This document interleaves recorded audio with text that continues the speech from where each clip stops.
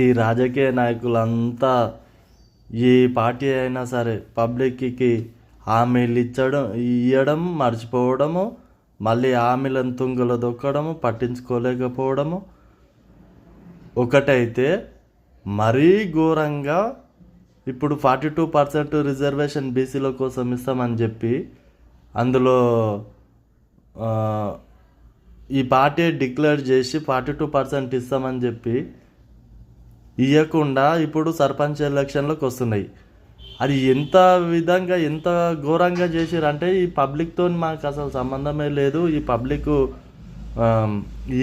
వీళ్ళకి ఇస్తే ఎంత ఇవ్వకుంటే ఎంత అనే విధంగా అసలు కేర్లెస్ అంటే కేర్లెస్గా ఇప్పుడు ఈ సర్పంచ్ ఎలక్షన్లలో 17% వస్తుంది బీసీలకు అని 17% వస్తుందని చెప్తారు. 17%.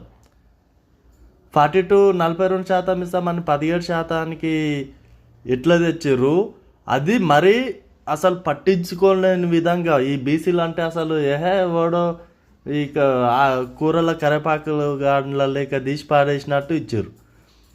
9th షెడ్యూల్లో చేయడానికి ఇలా అందరికి ఇబ్బంది అయింది, అందుకని ఎలక్షన్లోకి పోతున్నాము అని అంటారు. పోనీ ఎలక్షన్లోకి పోయిన మేనిఫెస్టోలో పెట్టింది మీరే 42% ఇస్తామని, 9th షెడ్యూల్లో అడ్డం వస్తుందని చెప్పింది మీరే, మరి పార్టీ పరంగా ఇస్తామని చెప్పింది మీరే.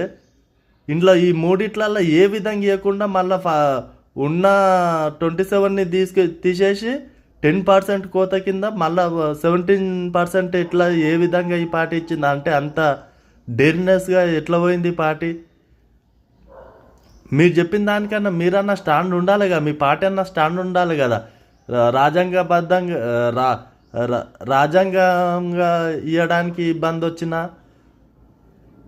మరి పార్టీ పరంగా హామీ ఇచ్చినప్పుడు పార్టీ పరంగా ఇస్తామని ఇన్ని రోజులు చెప్పిన 9th షెడ్యూల్లో పెట్టడం సాధ్యమైతే లేదు. మేము మా పార్టీ పరంగానే 42%కి ఇచ్చి ఎలక్షన్లో వస్తాము, కావాలంటే అన్ని పార్టీలు 42% పెట్టండి అని చెప్పింది వీళ్ళే. మళ్ళీ ఆ 42% కాకుండా 17కి తీసుకొచ్చింది వీళ్ళే. అసలు అర్థం కాదు అంటే ఇంత డేర్నెస్, ఇంత ధైర్యంగా, ఇంత మోసం ఎట్లా ఏ విధంగా చేసిర్రు వీళ్ళని? ఈ పబ్లిక్ ఇప్పటికైనా మేల్కోవాలి, తెలివి తెచ్చుకోవాలి.